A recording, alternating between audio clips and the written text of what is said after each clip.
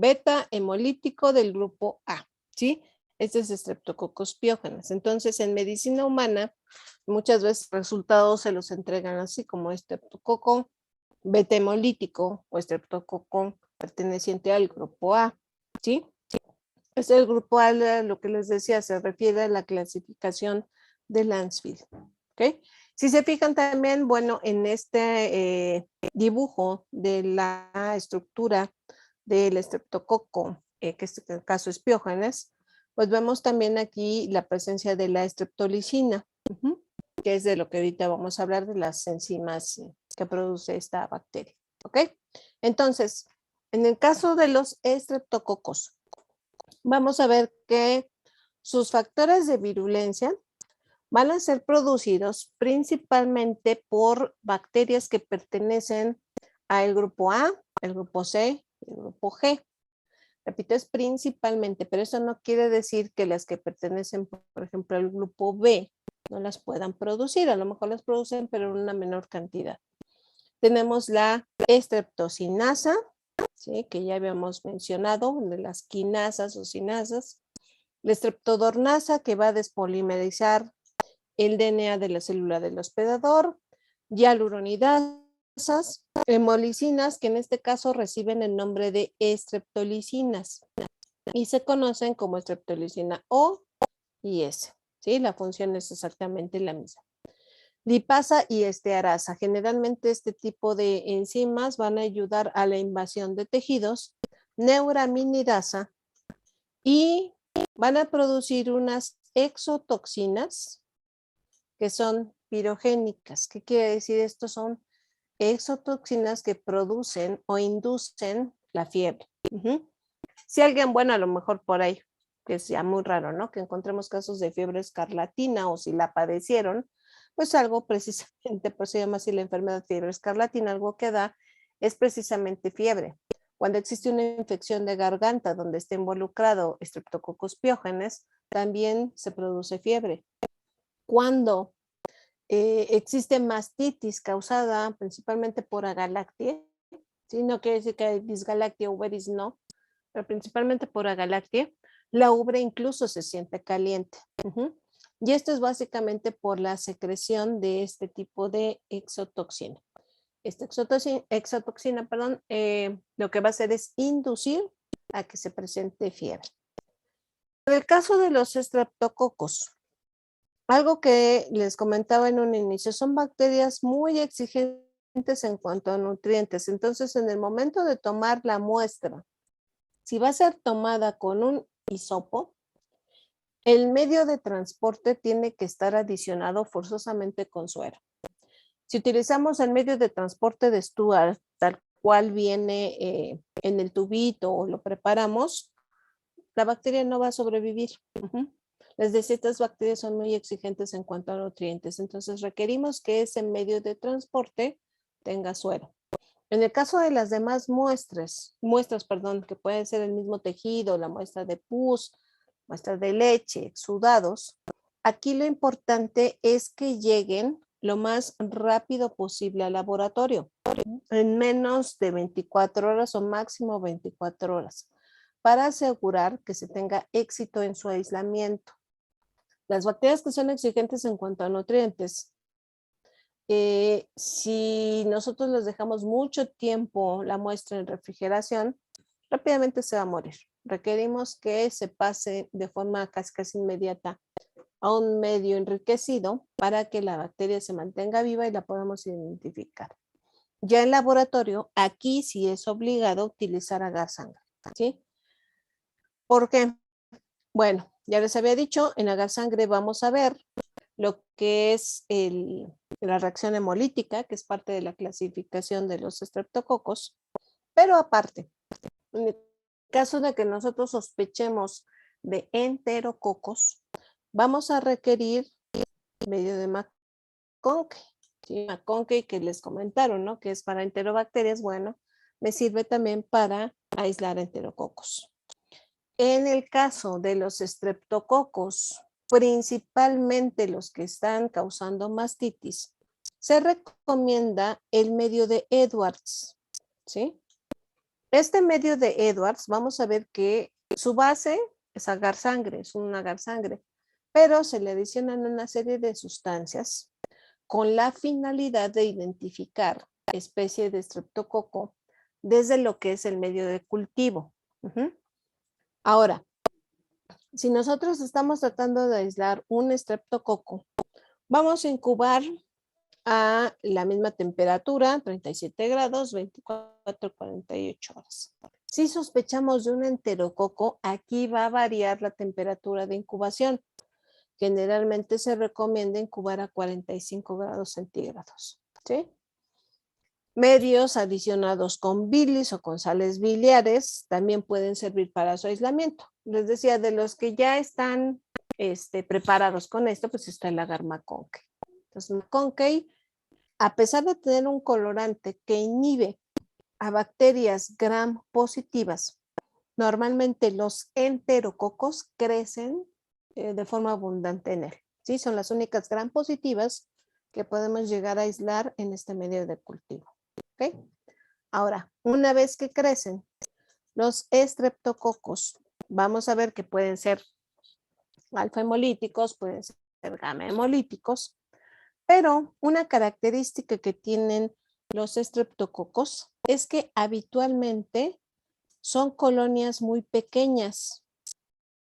Hagan de cuenta que parecen como gotas de rocío. Son colonias transparentes, ¿sí? No presentan una coloración. Generalmente son colonias transparentes y colonias muy pequeñas. Algunas dicen que llegan a o tienen apariencia como de cabeza de alfiler, ¿sí?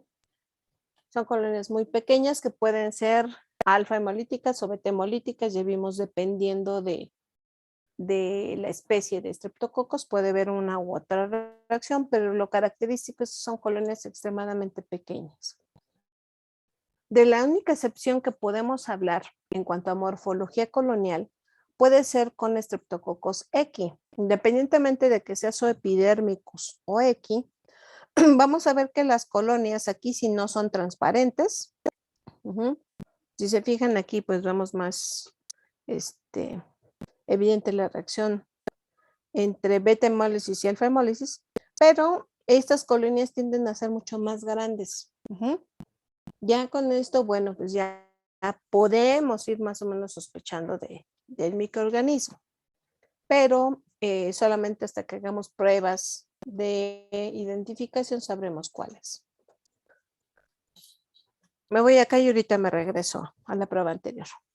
Sí, el medio de Edwards es un medio que entre sus componentes, les decía, es una base, es agar sangre,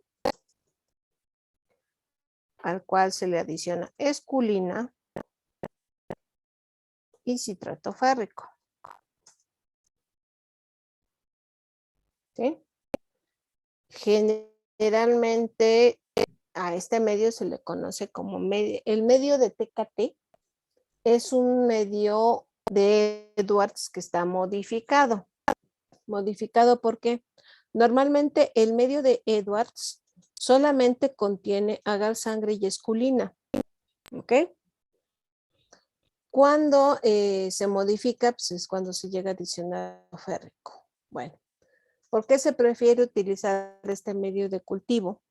Porque en este podemos identificar a las 3 especies de estreptococos que puedan estar involucradas en una mastitis, ¿sí? Principalmente en mastitis bovina. En el caso de Streptococcus agalactiae en medio de Edwards, va a producir únicamente una beta hemólisis, ¿sí? Que es lo que estamos viendo en este tercio de la placa. Vemos que el medio está transparente, vemos colonias extremadamente pequeñas y solamente hay la beta hemólisis. Entonces, en medio de Edwards, podemos identificar, repito, 3 especies. Agalactiae solamente va a ser beta hemolítico. En el caso de Dysgalactiae, ya habíamos comentado que es gamma hemolítico, ¿sí? o puede ser alfa hemolítico.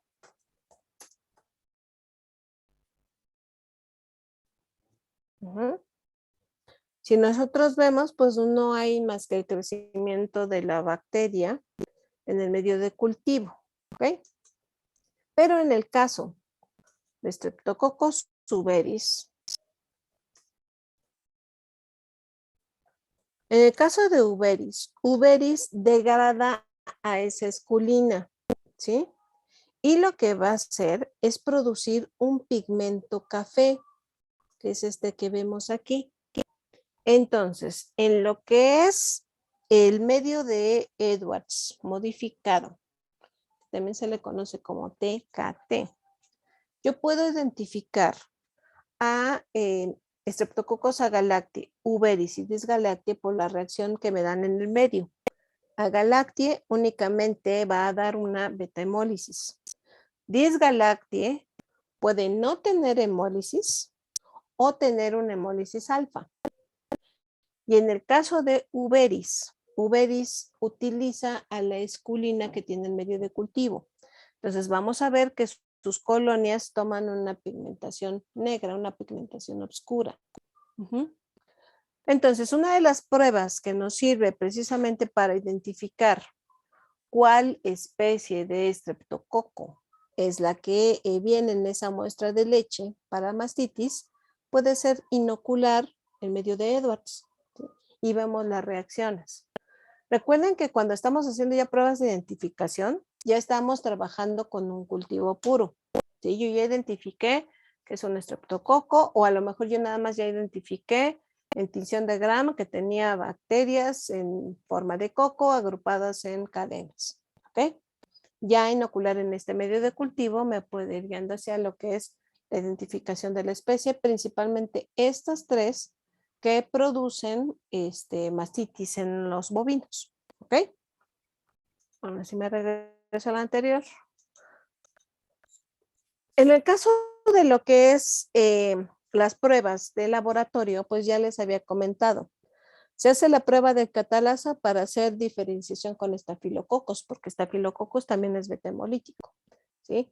En algunos casos el estafilococos puede no producir ese pigmento, y yo vea colonias que me producen una beta hemólisis, pues bueno, la única prueba que me puede servir a nivel bioquímico para diferenciar un estreptococo de un estafilococo va a ser la prueba de catalasa.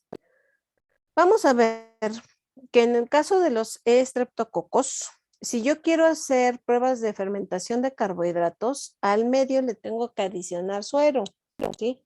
Estas pruebas de fermentación de carbohidratos, insisto, son las que nos ayudan a identificar ya especie, ¿ok? Una prueba que es específica para la identificación de estreptococos del grupo B, que en este caso es Streptococcus agalactiae, les decía, la principal causa de mastitis en bovinos, es la prueba de Camp, ¿sí? En esta prueba de Camp, lo que se hace es ver una potencialización de la hemólisis. En una placa de agar sangre, nosotros lo que hacemos es poner una estría en el centro, que es esta que está aquí, de Staphylococcus aureus. ¿Ok? Y de forma perpendicular, sin que entre en contacto, vamos a colocar una estría de nuestro estreptococo. ¿Sí? Vamos a ponerlo así ahorita nomás como estreptococo.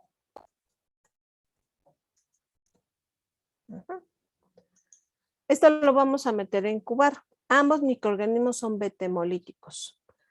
El fenómeno de Camp es una potencialización de ambas hemólisis, ¿sí? Las bacterias nunca entran en contacto una con otra, ¿sí? Si se fijan aquí, pues las estrías no están en contacto directo. Lo que vemos alrededor es precisamente la beta hemólisis. Entonces, cuando la bacteria, el estreptococo, tiene este factor Camp, nosotros vamos a ver que donde se unen las hemólisis tanto del estreptococo como del estafilococo, se forma esta punta de flecha. Ajá. Esta es una potencialización de la beta-hemólisis. Esta es la prueba de campo, el fenómeno de campo. Cuando tenemos este resultado que se forma esta punta de flecha, la especie que estamos identificando es Streptococcus agalactiae, ¿sí? Entonces, Streptococcus agalactiae va a ser CAMP positiva. Todas las demás estreptococos no me van a dar esta reacción, ¿sí? Generalmente son negativos. Solamente Streptococcus agalactiae lleva a cabo este fenómeno de campo, esta potencialización de la beta-hemólisis. Y también en el caso de Streptococcus agalactiae va a llevar a cabo la hidrólisis del hipurato de sodio. Aquí se ve la prueba. ¿Sí?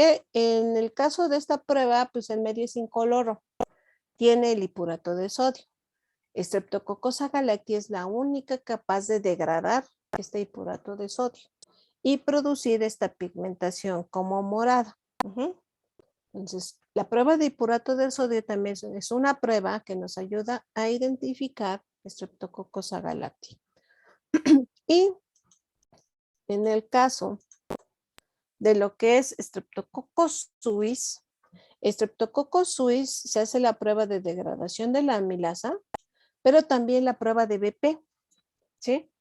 La prueba de BP que vimos que era más específica para identificar una vía fermentativa de bacterias, también se emplea para identificar una gran cantidad de microorganismos, ¿sí? Entonces, en el Streptococcus suis se puede realizar esta prueba de BP, ¿ok? Les decía que desde lo que son los medios de cultivo, pues el medio de Edwards nos puede ayudar a identificar las especies de de lo que son los estreptococos. ¿Sí? Ahorita me regreso a las anteriores. Al igual que con Staphylococcus aureus, existe un sistema API y otro sistema miniaturizado que es el Rapid Strep. En el sistema API, si nosotros vemos, están pruebas que acabo de mencionar, la prueba de BP, la prueba de hipurato de sodio, la de degradación de la esculina, y aquí, este es de hidrolasa de la arginina, y en esta última parte tenemos lo que son fermentación de carbohidratos, ¿sí? Aquí tenemos beta-galactosidasa, etc. Entonces, en estos sistemas miniaturizados, que aquí se conoce como API-20-Strep, es lo mismo que les comentaba para estafilococos y enterobacterias. Rápidamente podemos identificar la especie, ¿sí? Pero en el caso de lo que son pruebas rutinarias aquí en un laboratorio de bacteriología, pues si se fijan aquí tenemos lo que son fermentación de carbohidratos, ¿sí? Hidrólisis de la esculina, hipurato de sodio y prueba de campo, ¿ok? Les decía, les voy a ir mencionando las que son más relevantes para la identificación de las diversas especies. En lo que son carbohidratos, pues esa es la que nos ayuda a identificar claramente la especie, ¿sí? Pero pruebas así en general, CAMP y pruebas de sodio, hidrólisis de la esculina, como vemos, pues bueno, nos ayudan a identificar esto.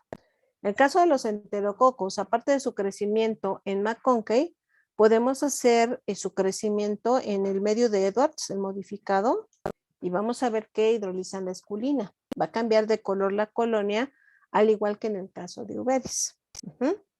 Entonces, estas pruebas, insisto, vamos a ver las que son relevantes.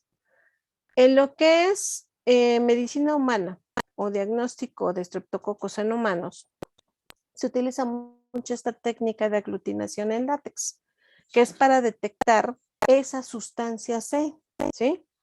Si se fijan, aquí están los grupos, el A, el B, el C, el D, el F y el G. ¿Ok? ¿Qué es lo que se hace? Bueno, a partir de lo que es el cultivo, que esté en un medio líquido, se coloca una gota en estas plaquitas que básicamente son oscuras, porque lo que nosotros queremos ver es una aglutinación, una formación de grumos, ¿sí? Yo coloco diversas gotitas en esta plaquita plaquita y posteriormente con ayuda de los goteros le voy a colocar cada anticuerpo a el recuadro correspondiente. Con ayuda de un palillo mezclamos y dejamos actuar. Si nosotros vemos que se forman grumitos, como es aquí, ya nos está identificando a qué grupo de la clasificación de Lancefield pertenece ese estreptococo, ¿sí? Esta ya es una prueba mucho más rápida, pero sí involucra que tengamos un cultivo puro, ¿ok? Entonces, en el caso de los estreptococos, a nosotros en medicina veterinaria nos interesan mucho porque muchas de sus especies son causantes de mastitis en bovinos. Una es causante de la burma equina y las otras, pues, bueno, tienden a ser patógenos ocasionales, ¿sí? Que nos podemos llegar a topar a partir de algún aislamiento. Importante en el caso de los estreptococos, a diferencia del estafilococo, a nivel de laboratorio necesitamos utilizar medios enriquecidos, ¿sí? En el caso de la muestra tiene que llegar lo más pronto posible al laboratorio para que no se pierda el microorganismo en el trayecto de que se tomó y llegó la muestra al laboratorio. ¿Ok? ¿Dudas en cuanto a lo que son estreptococos jóvenes? No, profesora. No, doctora, ¿No? ¿podría repetir lo de la aglutinación de látex? La aglutinación en látex lo que está detectando es la sustancia C que tienen los estreptococos C, pues nosotros vimos que es distinta, ¿sí? Entonces, en esa prueba de aglutinación, lo único que se requiere es tener el cultivo ya purificado y se coloca una gota del cultivo en cada uno de esos recuadritos. Así viene la prueba, tiene la plantilla negra con fondo negro. Se pone una gota del cultivo y se pone una gota de cada uno de los reactivos, ¿sí? El A, el B, el D, etcétera. Se mezcla con el palillo y se deja actuar unos minutos. Si nosotros vemos que se forman grumos, la prueba es positiva, ya me está identificando a qué grupo de la clasificación de Lancefield pertenece esa bacteria. ¿Sí? Sí, gracias. Ok. ¿Alguna otra duda? ¿No? No, doctora. Bueno. Siguiente grupo, que ya es lo que vamos a ver casi todo el curso que resta de bacterias, son bacilos, ¿sí? Realmente de cocos, pues solamente tenemos a los gram positivos. Veremos, en el caso de gram negativas hay una gran cantidad de cocobacilos, pero cocos como tal solamente gram positivos que son de interés médico veterinario. Este siguiente grupo son bacterias con forma de bacilo no esporuladas. Veremos después de este grupo a lo que son las esporuladas. ¿Sí? En las esporuladas tenemos a los bacillus, tenemos a penibacillus y a clostridium. En este primer grupo de bacilos no esporulados, vamos a hablar de Listeria monocytogenes, Corynebacterium y de Erysipelotrax. En el caso de las bacterias jóvenes, aquí, bueno, yo les pongo las medidas, pero no quiere decir que sea un punto para que yo me las aprenda, ¿sí? Vamos a hablar que son bastones medianos. ¿Por qué? Porque llegan a medir hasta 2 micras de largo. Un bastón grande es aquel que mide más de 4 micras, pero bueno, son bastones medianos. En el caso de su agrupación, si ustedes se fijan aquí en la tinción, no tiene nada característico. Yo me topo con algunos que están aislados. Este que se ve, por ejemplo, aquí al ladito, aquí al lado, perdón, alargadito, seguramente está en fisión binaria. ¿Sí? Recordamos que en fisión binaria, pues se mantienen unidos y en algún punto se separan. ¿Sí? Si se fijan aquí, esto como que da un aspecto como de cadena. Aquí yo no tengo una agrupación característica. Lo que son las bacterias que tienen forma de bacilo, normalmente no tienen agrupación. Veremos que algunos géneros en particular sí, pero la mayoría no las va a tener. Este es el caso del Listeria monocytogenes. No tenemos una agrupación característica. Ahora, ojo, veremos que en este microorganismo hay varias cosas en la historia clínica que me hacen sospechar de él, ¿sí?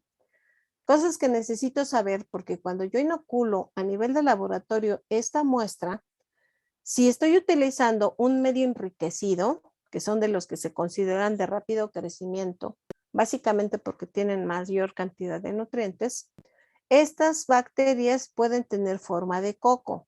Entonces, ojo con esto, ¿sí?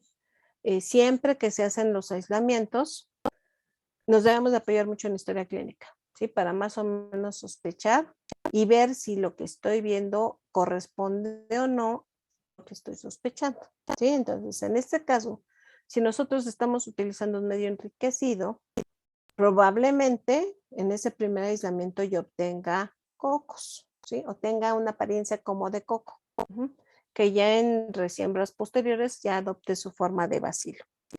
Bacterias anaerobias facultativas, pero aquí, a diferencia de un estreptococo o un estafilococo, que yo lo puedo hacer crecer fácilmente en condiciones aerobias, aquí se recomienda que yo agregue al ambiente donde voy a incubar un 10% de CO2, ¿sí?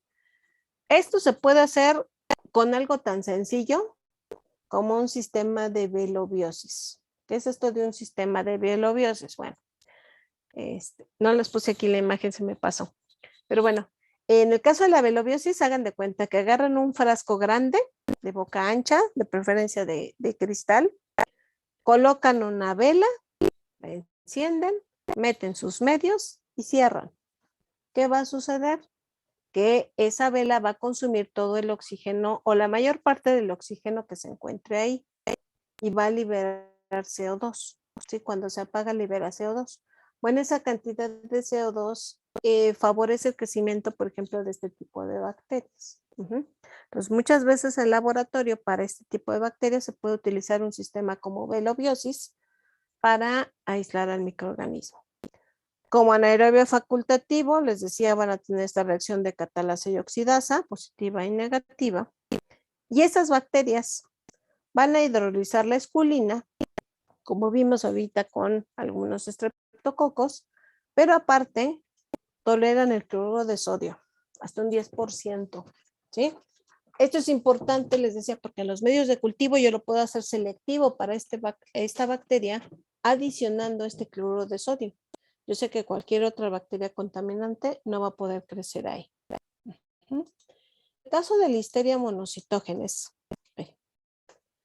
es una bacteria móvil que veremos que se encuentra en todos lados, ¿sí? Sus rangos de temperatura y de pH son bastante amplios. A nivel de sus estructuras, vamos a ver que puede presentar hasta 5 flagelos y estos se acomodan de forma perítrica, ¿sí? Alrededor de todo el bacilo. También nivel diferencial en lo que es el tetrapéptido, vamos a encontrar que en la posición 3 no va a tener lisina, va a tener mesodato, ¿sí? Y esta ya es una característica diferencial.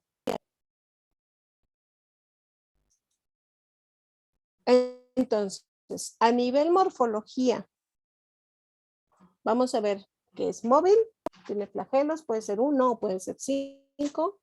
Y a nivel de su péptido glicano va a encontrar una diferencia en lo que es el tetrapéptido, ¿sí? En el aminoácido que está en la posición 3.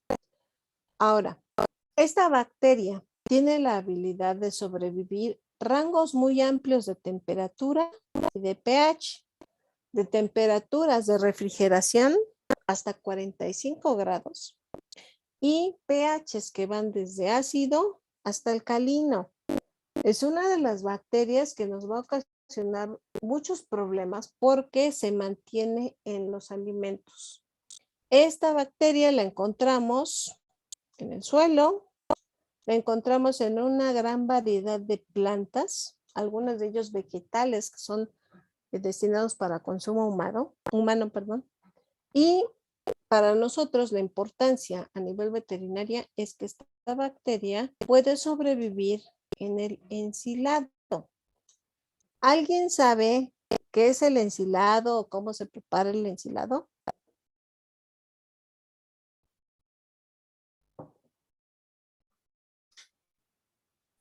Es como una manera para conservar más los alimentos que van destinados a los animales como de producción, o bueno, por ejemplo, a los bovinos, equinos y todos ellos. A rumiantes principalmente. El ensilado básicamente es una fermentación. Se mezclan, pueden ser pastos, pueden ser algunos frutas, por ejemplo, o restos de frutas, no cáscaras, etcétera, que se someten a un proceso de fermentación. Para que se lleve a cabo una fermentación, tiene que haber ausencia de oxígeno. Entonces, esto a veces lo cubren con plástico. En ese ensilado se concentra la temperatura, se aumenta mucho la temperatura, pero aparte su nivel de pH es muy ácido. Entonces no favorece a que crezcan muchas bacterias. Listeria monocitógenes se puede desarrollar ahí. Entonces veremos que en parte de la historia clínica de este proceso infeccioso va a estar que estos animales consumen ensilado. El problema con Listeria monocitógenes es que causa zoonosis. Esta bacteria se puede eliminar por heces y se puede eliminar por leche. Productos no pasteurizados pueden ser fuente de infección para la población en general. El problema con heces es que si estas heces contaminan el agua y esa agua está siendo utilizada para regar plantíos, pues la bacteria se está trasladando a otro ambiente donde va a ser potencialmente una fuente de infección para el humano. ¿Sí? Entonces aquí vamos a ver que la zoonosis no es directamente por el manejo del animal, sino puede ser a través de sus heces que contaminen agua y esta agua no tratada se utilice para regar sembradíos, por ejemplo, de vegetales, o puede ser a través de la leche, de algunos productos lácteos o productos lácteos que no estén pasteurizados. ¿Ok? Este microorganismo va a causar la famosa enfermedad del círculo, ¿sí? Se denomina así porque veremos que estos animales deambulan cuando están de pie de forma circular. ¿Qué es lo que sucede? Esta bacteria se va hacia lo que es el sistema nervioso central, ocasionando una parálisis unilateral. Quiere decir que la mitad del cuerpo no va a reaccionar ante estímulos, ¿sí? No le va a responder el animal. Si el animal quiere avanzar para caminar, solamente una parte de su cuerpo es la que va a responder. De ahí que se denomina enfermedad del círculo, porque estos animales aparentemente caminan en círculo. Nosotros lo que vemos es que tienen la cabeza ladeada y se están desplazando solamente en una dirección. No tienen mucho movimiento en lo que son las extremidades del lado contrario. ¿Okay? También en lo que son los ojos podemos ver una conjuntivitis. Este problema de enfermedad del círculo principalmente se va a observar en pequeños rumiantes, en ovinos. Es muy raro que se llegue a presentar en bovinos. Y si las hembras están gestantes, pues bueno, van a presentar o pueden presentar aborto. ¿Cuál es el problema con estos animales? Que el daño al sistema nervioso central ya es irreversible. Entonces estos animales se tienen que sacrificar. Aquí parte de lo que nos ayuda a sospechar, aparte de esta lesión muy característica o este signo muy característico, es precisamente el hecho de que se les esté alimentando con ensilado. Esa puede ser una de las claves para sospechar de dicho microorganismo. En el caso del humano, ¿qué sucede? Bueno, en el caso del humano, la principal fuente de infección pueden ser, les decía, la leche o subproductos lácteos no pasteurizados y pueden ser algunos vegetales. El vegetal que más ha tenido casos de estar portando o llevar a Listeria monocytogenes ha sido la col, pero no es el único, ¿sí? Algunos de los alimentos que ya están empaquetados, listos para consumir, que luego vemos en los supermercados que ya son las ensaladas y todo, que ya viene partido y ya está mezclado. Algunos de estos pueden ser fuente de infección, ¿sí? Algunos de estos alimentos que ya están listos para consumir les dicen, fueron regados con aguas de pozo o X o Y, ¿no? Bueno, eso no asegura que esa agua de pozo, que esa agua que utilizaron para regar, no haya estado contaminada con heces de ese tipo de animales, ¿sí? Aquí, bueno, en México tenemos mucho la cultura de que aunque venga empaquetado lo desinfectamos, aunque hay personas que no, que confían en el hecho de que ya está listo para consumir, está desinfectado, ¿sí? Entonces, esa también puede ser la fuente de infección para el humano y no necesariamente por el contacto directo con los animales. En algunos casos se han reportado que lo que es la piel del pollo también se ha llegado a aislar a Listeria monocytogenes, que eso ya es muy raro. Les decía, normalmente para el humano la fuente de infección son vegetales o son subproductos lácteos no pasteurizados, ¿okay? En el humano, ¿qué puede llegar a suceder? Bueno, lo más grave es que afecte el sistema nervioso central. Lo más leve es que únicamente causa una dermatitis, como una especie de reacción alérgica. El problema con el hecho de que la bacteria llegue al sistema nervioso central es que en el caso del humano los tratamientos van a ser prolongados porque para que el antibiótico llegue a ese nivel, muchas veces el tratamiento tiene que ser vía intravenosa, si no puede ser vía oral o vía inyectable porque tardaría más tiempo en llegar. ¿Cuál es la situación aquí? Nosotros como veterinarios, realmente el riesgo que tenemos de adquirir la infección por el manejo de los animales directo es casi nulo si nosotros estamos, vean aquí les pongo el video, es el hecho de manejarlos sin guantes, lo que son sus secreciones, ¿sí? Principalmente las heces. Vean aquí este animal, una, no se puede levantar, y dos, el adiamento de la cabeza. No la pueden mantener en una sola posición. ¿Sí? Vean. Aquí se ve la parálisis unilateral. El animal no puede ni siquiera flexionar la pata, ya no tiene control de esa mitad de su cuerpo. Entonces esto sí es muy característico de esta enfermedad. Normalmente estos animales se tienden a sacrificar porque no hay tratamiento para disminuir la lesión a nivel sistema nervioso central. ¿Okay? En lo que es esta bacteria, de lo que son sus propiedades antigénicas, lo que origina una respuesta inmune, va a ser su antígeno O, que recordemos son esos ácidos teicoicos para las gram positivas, y su antígeno H, que son los flagelos. Factores de patogenicidad y virulencia. Bueno, tenemos dos principales, la hemolicina y la listerolicina O. Esta listerolicina tiene actividad de hemolicina, pero aparte destruye lo que son células de defensa. ¿Sí? ¿Cómo? Bueno, permite ser fagocitada, se lleva a cabo la unión del fagolisosoma, pero rompe con este fagolisosoma. Al romper este fagolisosoma, también rompe con esa célula fagocítica y la bacteria se disemina. Esta bacteria también, dentro de sus factores de patogenicidad y virulencia más importantes, tiene sideróforos. Ya les había comentado que los sideróforos lo que hacen es secuestrar hierro, ¿sí? Entonces, esta bacteria puede ir obteniendo hierro del hospedero para seguirse multiplicando. ¿Ok?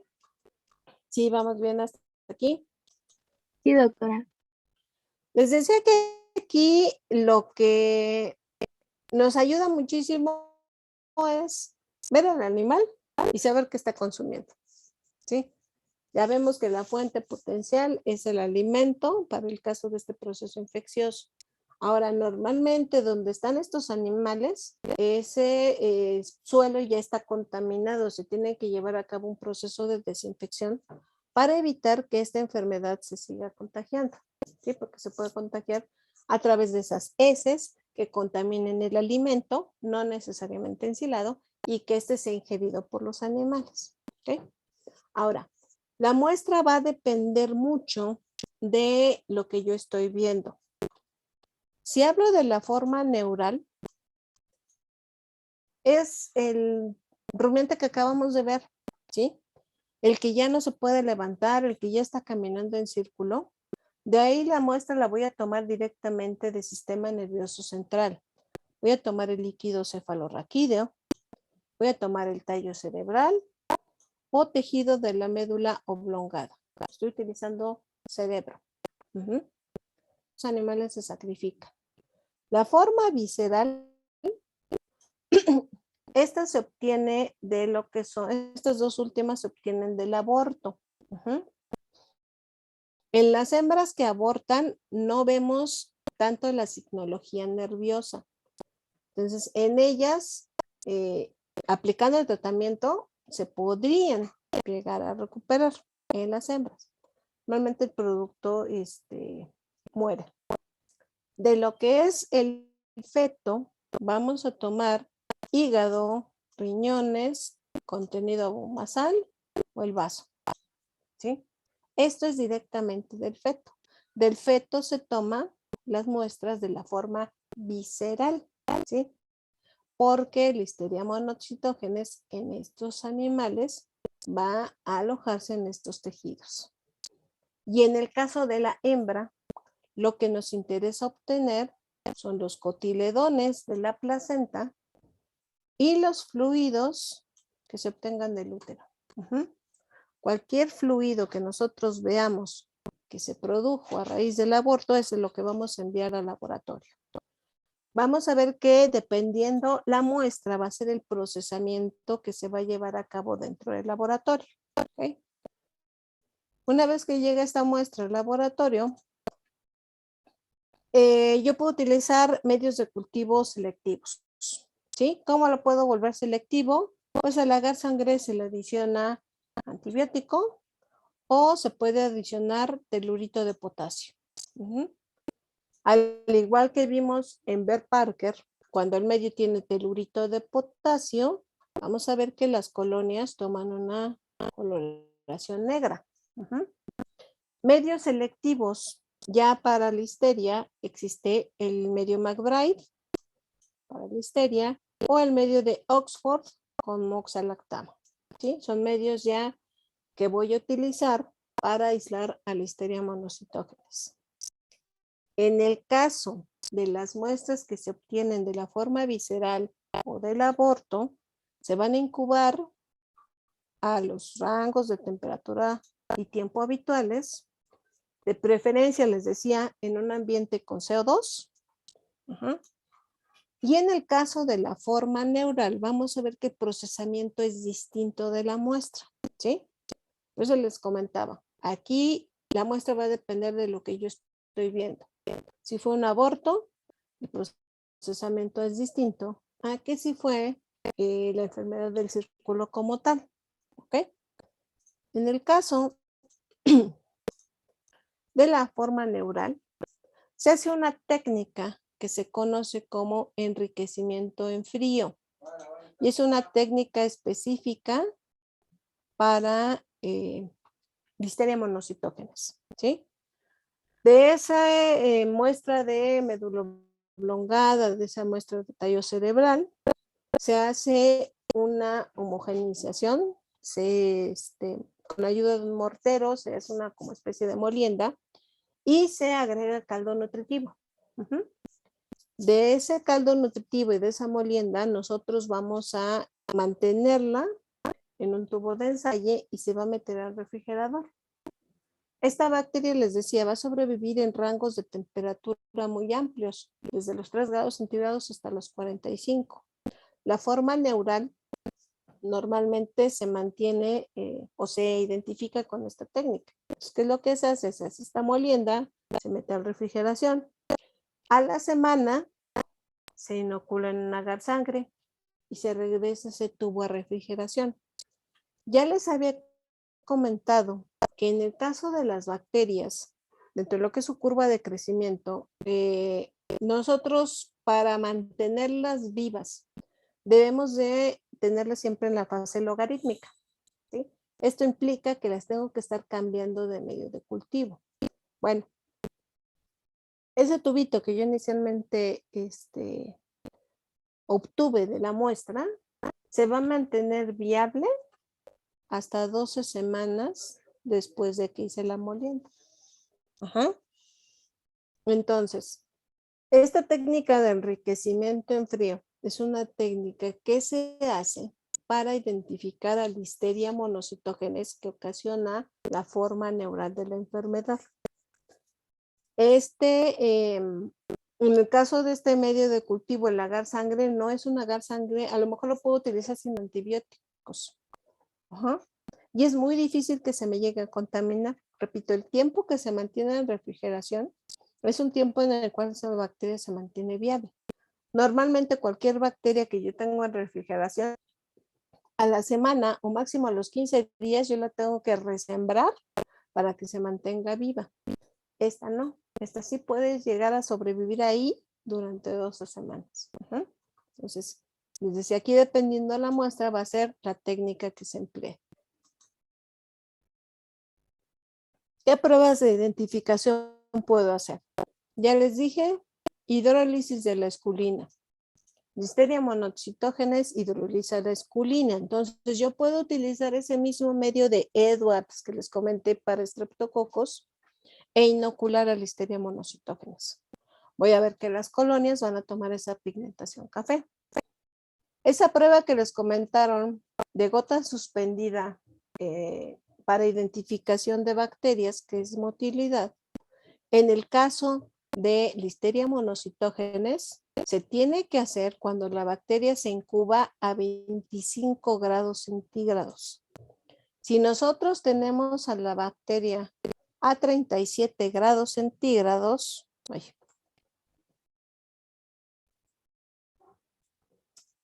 la bacteria es inmóvil. La motilidad solamente la va a presentar a 25 grados de incubación. Si yo hago la prueba con la bacteria que se incubó a 37, va a ser inmóvil, ¿sí? Y esto también es una prueba de identificación. Se puede hacer la prueba de Camp que vimos hace rato para estreptococos, igual utilizando Staphylococcus aureus, pero aquí no se forma la punta de flecha, ¿sí? Aquí hagan de cuenta, me lo borro, que lo que hace es potencializar un poquito la hemólisis y parece como si fuera una pala, ¿sí? El extremo parece una pala, no una punta de flecha. Pero bueno, hay quienes la hacen, hay quienes no, ¿sí? Porque no es una prueba específica como tal. Degradación o fermentación de diversos carbohidratos y en medio semisólido se dice que su crecimiento da un aspecto como si fuera de sombrilla, ¿sí? En los medios semisólidos recordemos que se inoculan por lo que es picadura. Bueno, esta bacteria es anaerobia facultativa. Quiere decir que su metabolismo lo va a llevar a cabo principalmente en presencia de oxígeno, pero lo puede hacer en ausencia de él. Entonces, muchas veces en los medios semisólidos podemos ver que la turbidez se ve marcada en la superficie y también en la línea de inoculación, dando un aspecto que dicen como de sombrilla, como de paraguas, como si estuviera abierto, ¿sí? Que es algo de lo que aquí se hace en caricatura, ¿no? Repito. La bacteria es anaerobia facultativa, va a proliferar cerca de la superficie, por eso es que se ve más el crecimiento ahí, pero aún así se ve el crecimiento en la línea de inoculación en el fondo. Ok. ¿Dudas hasta aquí? No, doctora. No, profesora. En el caso de la listeria, pues les decía, estos animales generalmente se sacrifican y en la parte de la explotación donde estuvieron, se tiene que cuarentenar y se tiene que desinfectar, ¿sí? Porque la bacteria, como vimos, sobrevive a rangos muy amplios de temperatura y de pH. Entonces se tiene que llevar a cabo una buena desinfección para repoblar, para que esto se siga diseminando en los demás animales. Y aquí una de las fuentes de infección va a ser el alimento. Vamos a empezar con Corynebacterium y ya lo concluimos el jueves. Vamos a hablar de sus generalidades.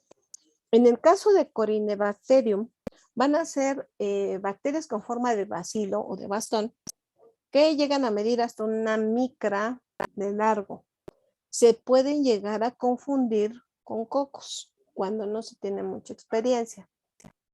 Pero aquí se habla de que la bacteria es pleomórfica.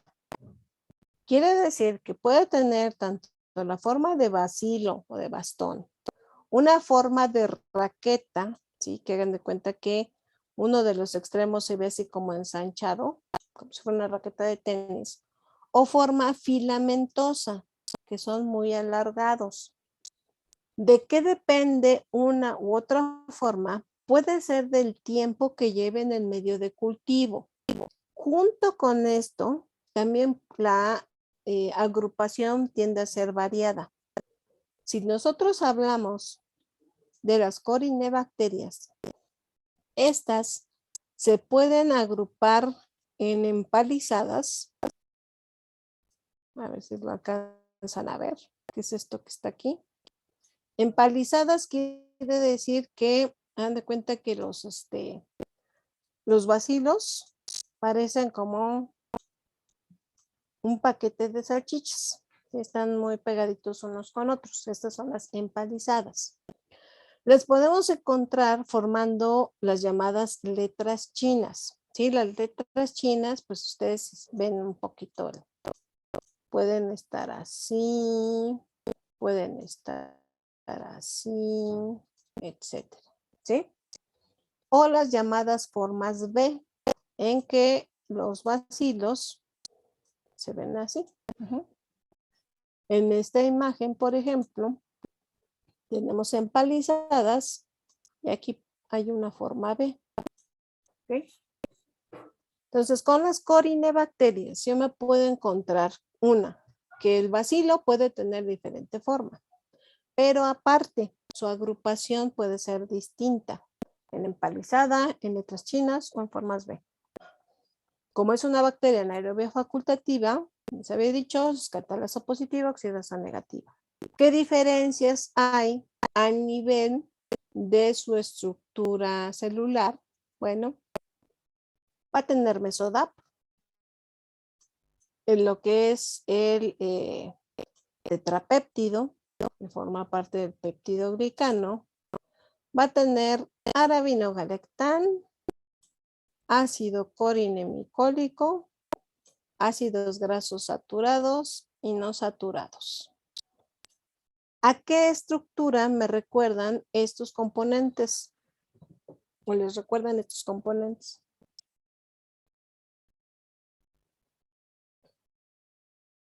¿Dónde encuentro arabinogalactán y ácidos micólicos?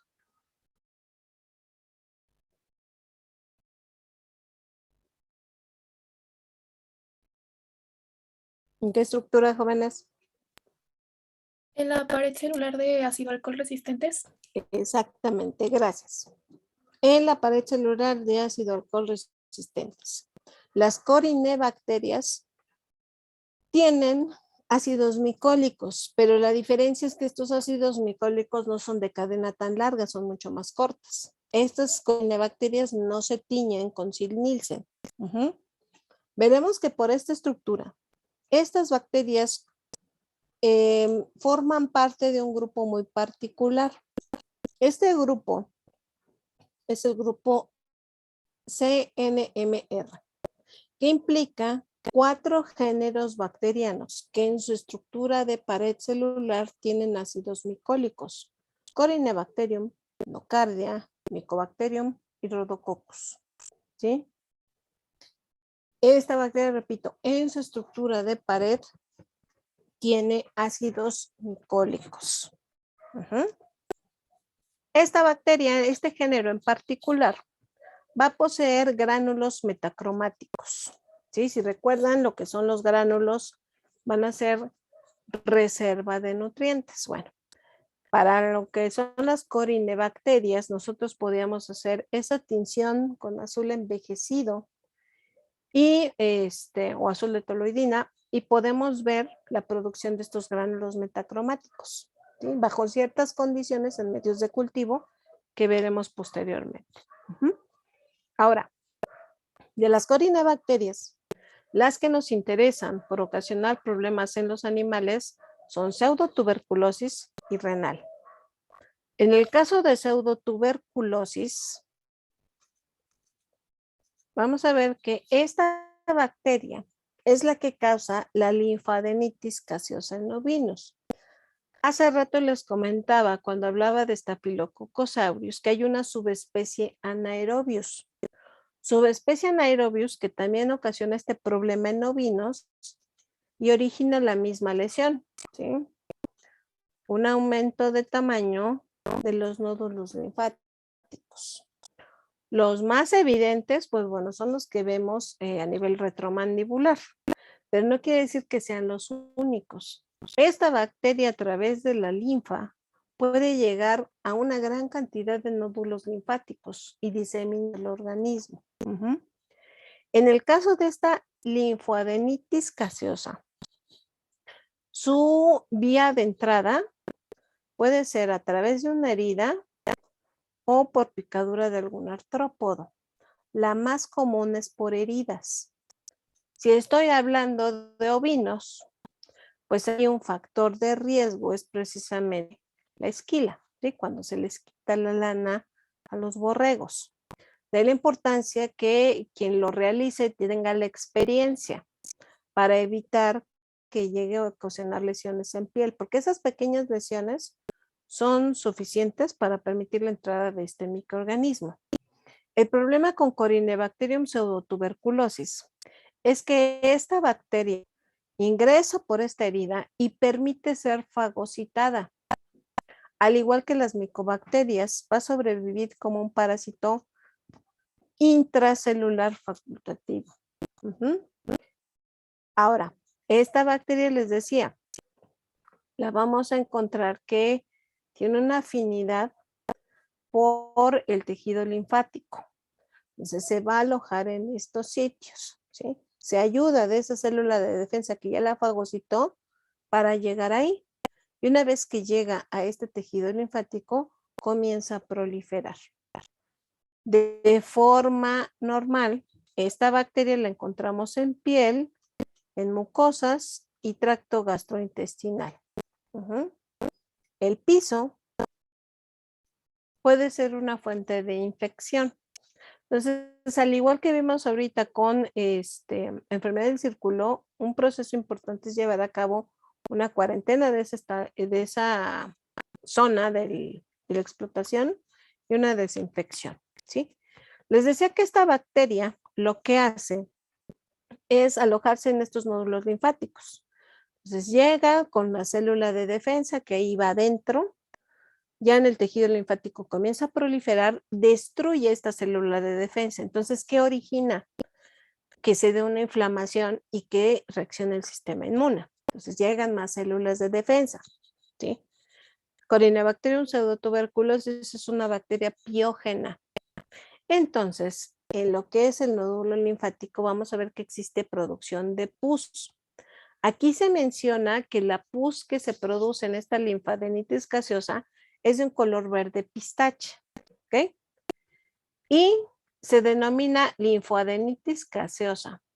Porque estos nódulos linfáticos, que son este que ya aquí está cortado, en el centro, esa necrosis o esa formación de pus tiene un aspecto como de queso cottage. Gaseoso se refiere a que tiene aspecto como de queso. Si aquí es de queso cottage. Si nosotros vemos este nódulo linfático, déjenme borrar. Van a ver aquí que se alcanzan a ver. A ver, déjenme, detengo esta y lo pongo mejor acá para que se vea mucho mejor. Lo pueda yo aumentar, déjenme ponerlo.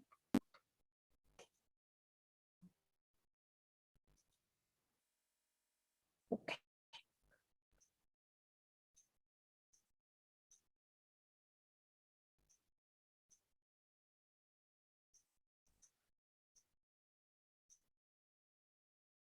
Me pasé.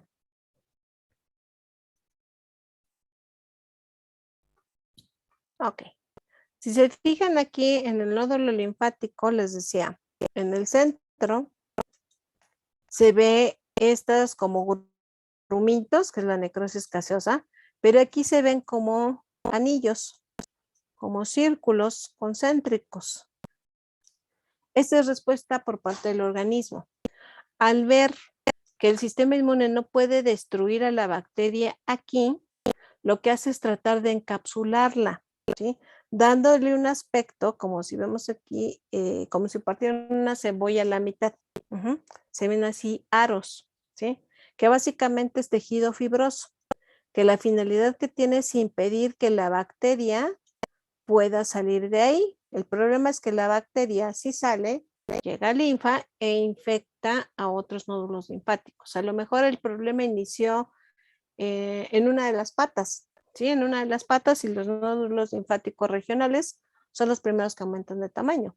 Pero ya llegando ahí, se puede diseminar a cualquier parte del organismo. Entonces, normalmente estos animales tienden a ser sacrificados. ¿Ok? Esta es la lesión característica de lo que es la linfadenitis gaseosa. Vamos a ver esto. Ya cerré todo.